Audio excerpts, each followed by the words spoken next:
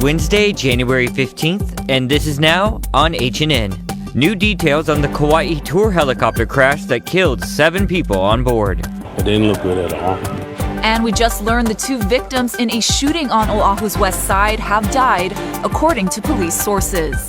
The resolution is adopted. The impeachment proceedings head to the Senate. I'm Natalie Brand on Capitol Hill with who will be arguing the Democrats' case against the president. Plus, residents in the Philippines remain on edge as experts say a hazardous eruption could be imminent. These stories, and we'll introduce you to the newest members of the Rock and Roll Hall of Fame, coming up on This Is Now.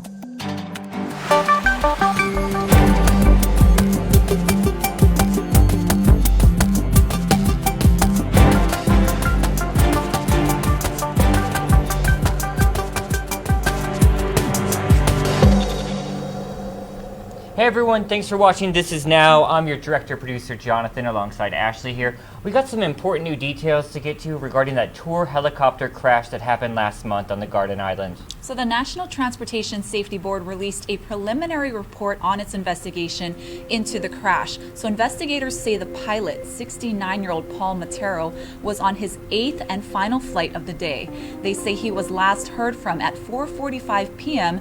as he was reportedly exiting Waimea Canyon and heading into Kokee State Park. The NTSB says at approximately 4:57, the helicopter hit the north-facing slope at an elevation of about 3,000 feet and came to rest about 100 feet below that. The wreckage was consumed by fire, but all the chopper's main components were located within the debris field.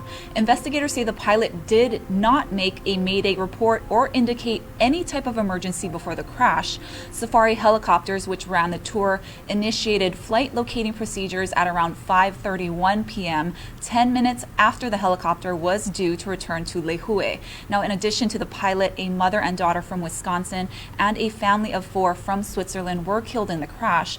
The final NTSB report could take years to complete. All right, we'll be sure to keep following that as well. We got some news from overnight to get to. That's right. So police are on the hunt for a gunman in a double fatal shooting in Waianae last night. Lacey Denise has the details. Police sources say the father and son shot in an apparent shooting in West Oahu overnight have died. Officers responded to Kipauala Place in Waianae shortly before 9 o'clock last night. Witnesses say the father was in his 60s and the son was in his 30s. Both were initially taken to the hospital in critical condition for apparent gunshot wounds. Witnesses say the 2 men were in the garage when they were shot. I was in my house, I was at home, and then next thing you know, we heard the shots. We heard 2 shots, and then one car taking off, but we knew it wasn't fireworks. We knew somebody got shot. Then when we walk up there, we seen the 2 guys shot. One shot in the chest and one shot in the neck. HPD has opened a murder investigation and are still searching for the shooter. Even more news to get to from overnight, this time at Pearl Harbor. Military officials say 3 people are in custody after a live motor round was found in a vehicle at a gate at Joint Base Pearl Harbor Hickam, prompting a lockdown overnight. At around 10:30, security forces responded to a vehicle at Nimitz Gate that did not have authorized access to the base. When the gate guard asked the vehicle to turn around, the guard smelled marijuana and saw what appeared to be an ordnance in the car, officials say. An explosive ordnance disposal team responded to the scene. A spokesman said the 3 occupants in the car, all civilians, were taken into custody for questioning. Gates on the base were closed for approximately 2 hours with no inbound or outbound traffic allowed. All right, we posted all the details of that story on our HNN digital platforms and on our Facebook page if you want to read up on it a little bit more. A lot of you were taking to social media about that story early this morning. All right, we're taking you over live to Capitol Hill. This is a look at the House floor. They're voting on something right now, but it's what they did earlier today that everyone's talking about. Right, so the House has taken its final steps in impeaching President Trump by sending the 2 articles of impeachment to the Senate for trial and naming 7 managers who will prosecute the case. Here's Natalie Brand. The Senate will soon formally receive the articles of impeachment after a nearly month-long standoff with the House. The resolution is adopted. Earlier, the House voted on a resolution to appoint the 7 House managers who will act as prosecutors in the Senate trial. House Intelligence Committee Chairman Adam Schiff will be the lead manager. By selecting these particular batch of managers, the Speaker has further proven She's not interested in winning the minds, the hearts, or even following the Constitution. It's not personal, it's not political, it's not partisan. It's patriotic. President Trump responded to the House proceedings during a White House trade ceremony with Chinese officials. They have a hoax going on over there. Let's take care of it. Ahead of the start of the Senate trial, the House Intelligence Committee has released new documents and text messages from indicted businessman Lev Parnas, who says he helped the president's personal attorney, Rudy Giuliani, pressure Ukraine to investigate the Bidens. Those documents from Parnas revealed that an ally of the president may have surveilled Ambassador Marie Yovanovitch before she was recalled from Ukraine. The release of this new information dramatically underscores the need for witnesses and for documents. Senate Majority Leader Mitch McConnell has said the question of witnesses and documents will be voted on after opening arguments. The Senate impeachment trial is expected to begin early next week. Natalie Brand, CBS News, Capitol Hill. All right, I'm glad we're sitting inside, but we're looking outside through one of our live feeds here in the Digital Center. We're looking towards downtown, but I can't even see anything. This is usually our beautiful city tower cam shot, completely washed out. Guess what, guys? More rain. More rain's coming. Don't adjust your screen, guys. That's what it looks like. Yep, at least for part of the weekend. There's some hope in sight. Let's get over to Guy Hoggy for all the details. How's it on this Wednesday? I'm Guy Hoggy with your HawaiiNewsNow.com forecast. That stubborn disturbance continues to pull up lots of cloud cover over the state. And there's more cloud cover down to the south with more spotty showers expected to move over through today and to some extent tomorrow. So get used to this cloudy, damp weather. It's not going to leave until maybe the early part of next week. And the breezy winds will continue today. They'll begin getting stronger throughout the day to about 15 to 30 miles an hour, except for over on the Kona side. They'll be blocked from those strong winds by the big mountains. So lighter winds over in Kona. Statewide, we'll have some cool temperatures today with those cloudy skies, and we'll have a few scattered showers. Winds gusting up to 30 miles an hour, and that means that wind swell on the east side will be continuing at advisory level, 7 to 10 feet, but it's going to be choppy, sloppy, and to a large extent unrideable. The surprise is a nice little boost in the South Shore surf. It's fun in Waikiki. It was yesterday, and it continues today with some decent conditions because of the offshore winds. So again, it's going to be breezy today, cloudy skies with a few scattered showers, slightly drier tomorrow, and slightly slower winds. But another disturbance expected to bring in more clouds and showers Friday and to some extent Saturday. Drier weather is due back in on Sunday. Keep it here on Hawaii News Now. We'll have all your severe weather update. Thank you, Guy. To World News Now, in Pakistan, avalanches have buried homes and people after heavy snowfall hit the region. The combination of avalanches, freezing temperatures, and flash flooding has killed more than 100 people. Gwen Baumgardner reports. This rescue mission in Pakistan is a race against time. A string of avalanches buried dozens of people alive. Villagers with shovels are frantically searching for survivors, but so far are only pulling bodies. At least 60 people are dead, and the toll is expected to rise, with many still missing. Much of the devastation is in Pakistan-controlled Kashmir, where heavy snow and rainfall triggered landslides and flooding. The military is using helicopters to evacuate people stranded in rural areas.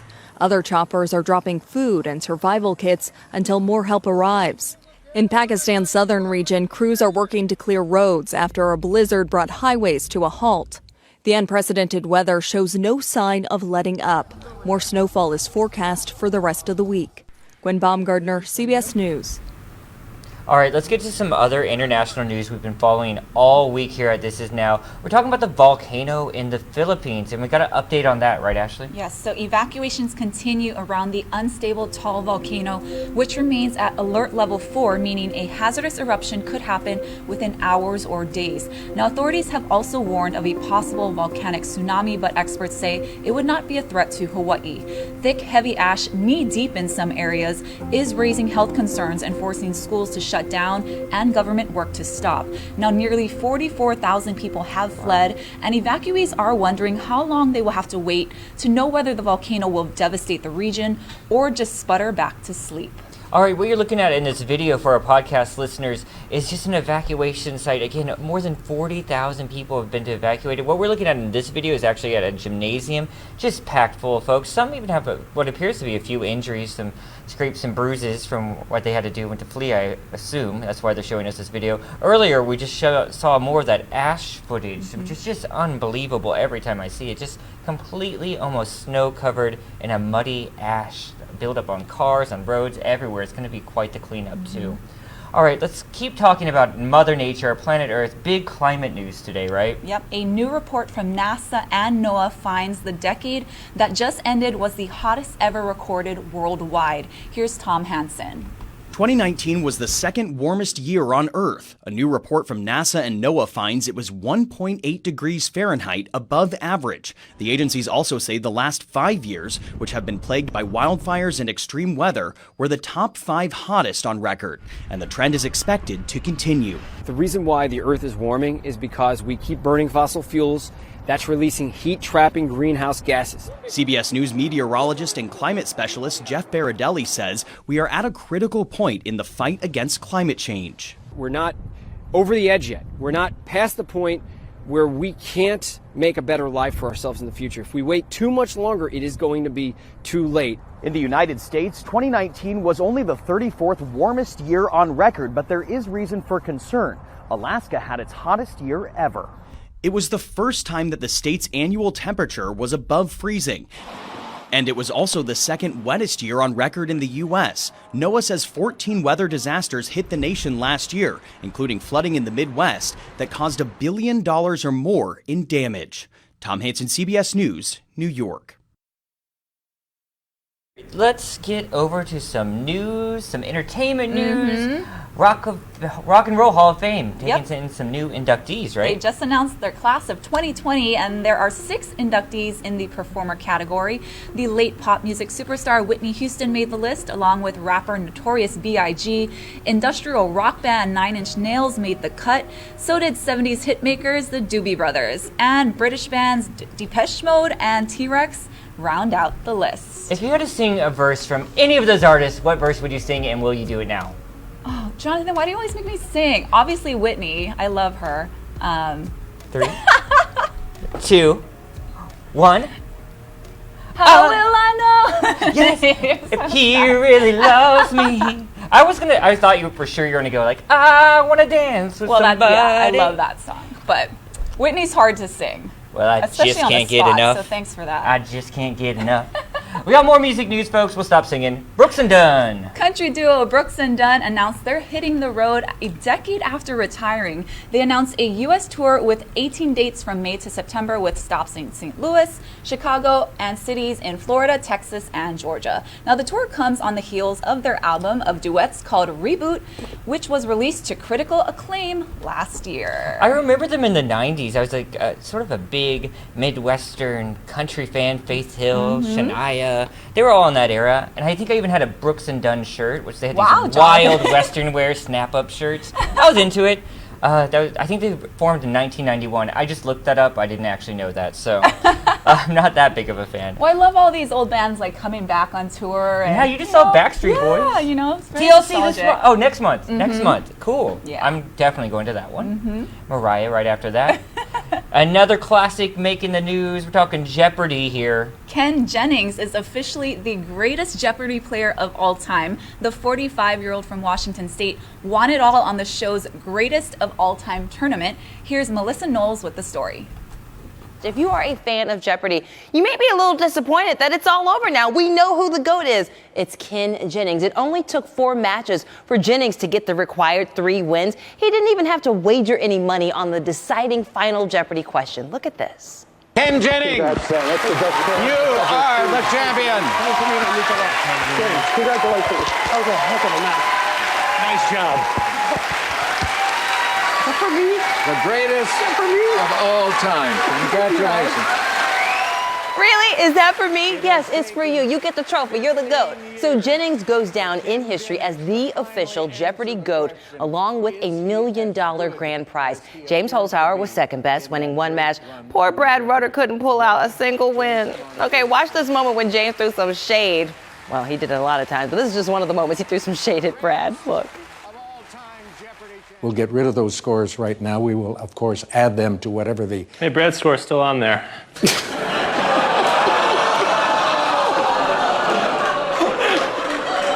Wow. I mean, it's true. In fairness, the guys got pretty friendly and joked around a lot during the tournament, which made it a lot of fun for viewers to watch. You could say the other big winner was Alex Trebek. After his win, Ken Jennings tweeted this, "And may Alex Trebek host for 1,000 years." Brad Rutter gave him a shout out with his Final Jeopardy answer. "You're the best, Alex." So cool. I love that. I love that they did that primetime show. But James, am I the only one that thinks what he's a amazing? savage. He's always sort of shade. She's right. He's always tossing some shade out there. And Jennings back for the big win. They're very $1 million cool. bucks. That's And awesome. Wish the best to Alex. I know he's going through some stuff, but I just love seeing them in the primetime setup there. All right, are you Wait, before we go What? to our last What? story, you guys, it's Jonathan's birthday today. Whoa. Happy birthday, friend. You really did sneak that in. Thank you. I know, you're welcome. Now we're going to see 38. Oh, thanks for that. No one knew And he's that. going to celebrate tonight. What are you going to do?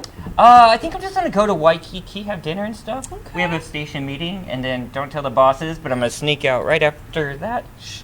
All right. All right. Have a great Thanks, birthday. guys. Thanks for the happy birthday wishes. I'm seeing them. Thank you. Let's move on to, this will go good if I happen to get a birthday cake. Yeah, so Nestle Toll House is introducing 2 new edible cookie dough flavors, Funfetti and Fudge Brownie Batter. Now, edible cookie dough has been gaining popularity, especially since it can be enjoyed without the risk of salmonella. That's a good thing. I still eat it. I love cookie dough. I don't care about the warning. I go for it almost every time it's around. Well, And I'm still living, folks. Don't do it. I'm saying don't do it. The health officials are right. But So you can get these new flavors on the shelves already, along with the original ones, chocolate chip and peanut butter chocolate chip monster. thank you so much for this, Lick. You're welcome. I'm smelling good now. Yeah. That's really why you gave it to me, because you have to sit next to me. I know it. You guys, thank you so much for watching This Is Now on this Wednesday.